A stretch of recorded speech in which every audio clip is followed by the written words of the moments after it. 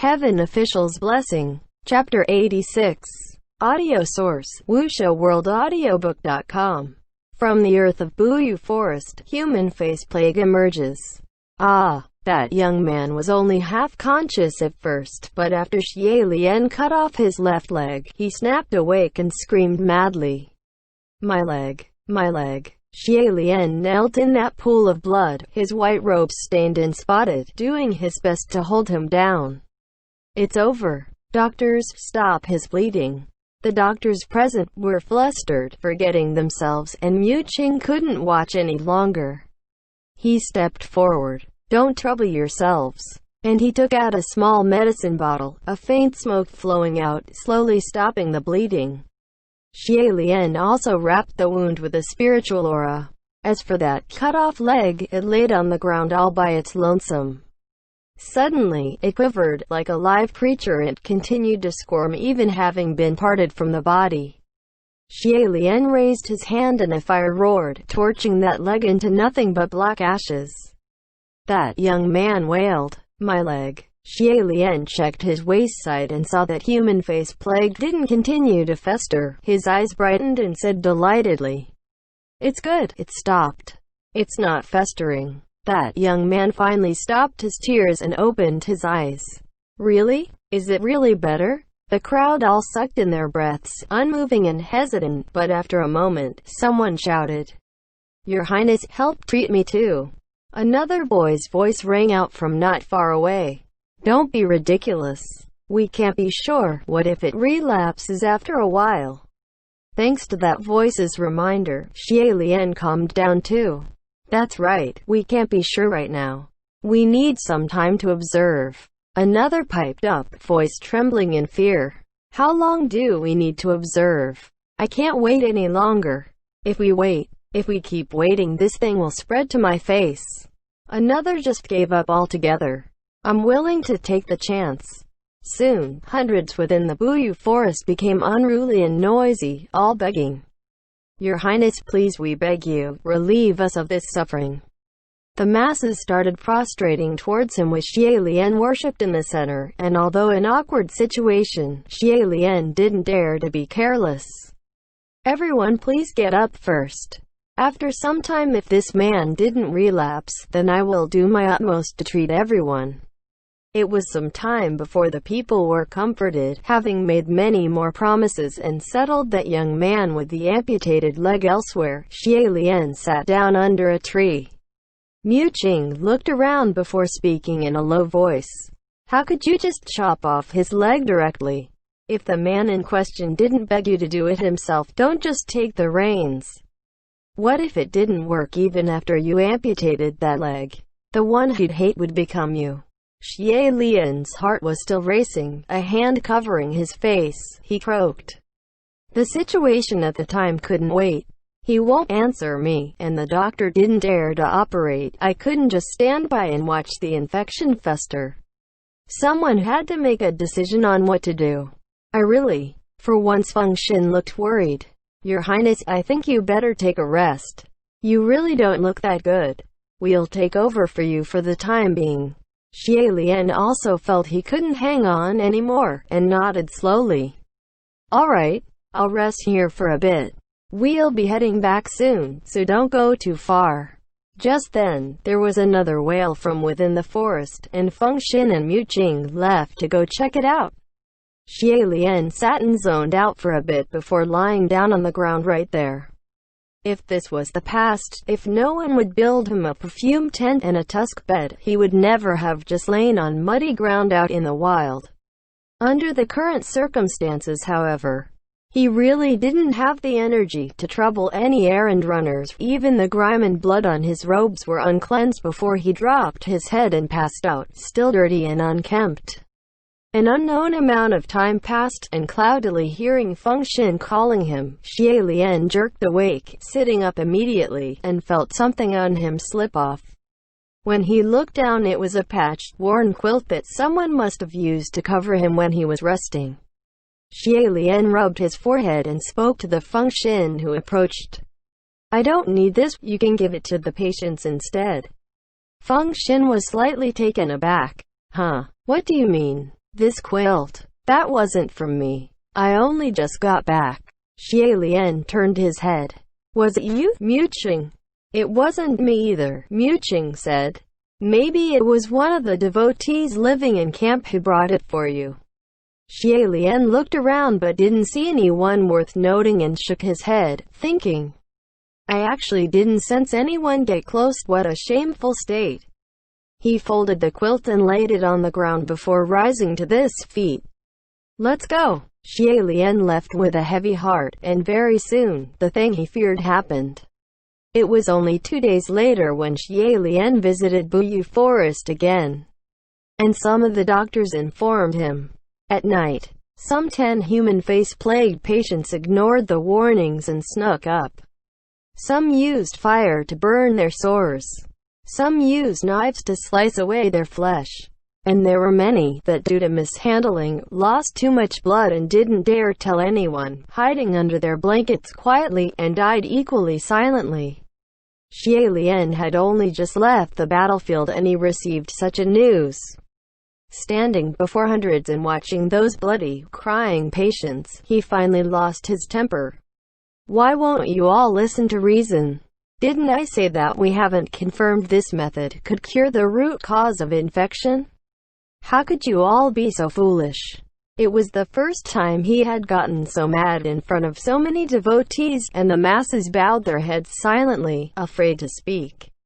Xie Lian was really quite furious and couldn't help but lecture a bit more, and as he berated, someone spoke up unexpectedly.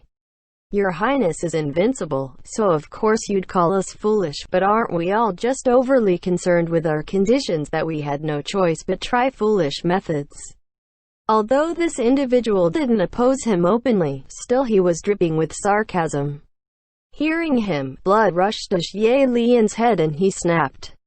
What did you say? That person immediately shrank back into the crowd and disappeared. Feng Xin was further away and didn't hear, otherwise he would have cussed them out already. Mu Qing noticed that the mood of the crowd was going in the wrong direction, and cautiously chose not to provoke any more outrages. Seeing that Xie Lian didn't actually respond, another piped up. Your Highness, if you can't save us then we gotta save ourselves. Don't worry, we won't waste your holy medicine or spiritual power. It was hot blood that rushed up at first, but now Xie Lian felt immense cold as he thought. What the heck? And did I ever concern myself with those holy medicine and spiritual power? Clearly I only stopped them because amputation might not work, so why did they have to say it like I'm haughty and only speaking empty words? I can't feel their pain, but if my desire to help them wasn't sincere, why in the world would I give up being a heavenly official and find trouble for myself down here? Never in his life had he ever been stabbed by another's words, and never had he been wronged like this. Thousands of thoughts filled his mind, but none of them could be formed into words. Because he knew this was all because he couldn't find the cure for the human face plague, and his devoted followers were finally losing their patience. The suffering of those citizens were 100 times more difficult to live with than his hardships, so he could only clench his fists, cracking his knuckles. A moment later, a sudden punch landed on a tree next to him. That tree cracked and snapped, making the people jump, ending their whispers. Only then did Feng Xin, who was further away, notice something wrong and rushed over. Your Highness. After landing that punch, Xie Lian was able to relieve that breath of anger, and somewhat calm down. Yet, in that dead silence, another spoke up. Your Highness, there's no need for you to be so angry. Everyone here is a patient, and we're all your followers. No one owes you anything. Once the words were spoken, many nodded secretly. Although the voices were quiet, still Xie Lian's senses were sharp and could hear every sound clearly. The crowd were grumbling. Finally someone who dared speak the truth. I've been holding it in, afraid to say anything. Didn't they used to say His Highness the Crown Prince was a gentle soul? So he's actually like this in person. In that endless tides of talk, Xie Lian unconsciously took a step back. In this 20 years, he had never been terrified before any enemies, he had never been afraid. Yet at that very moment, an emotion akin to terror was rolling throughout his heart. Just then, he heard another person whisper, "With such an impressive might, why not go set fire to the enemy camps, instead of having us suffer battles like this?" Hearing those words, he couldn't stand there any longer. Of course he knew that the hymn now was nothing like that sword and flower-holding, smiling and kind martial god on the altar. Xie Lian turned and dashed, running out of Buyu Forest like he was escaping, and behind him, Feng Xin and Mu Qing yelled, "Your Highness! Where are you going?" There was suddenly an upheaval in the crowd. It seemed a young nursing staff suddenly started beating some of the patients out of the blue, causing others to join in the brawl. Yet, Feng Xin and Mu Qing had no time to worry about them anymore.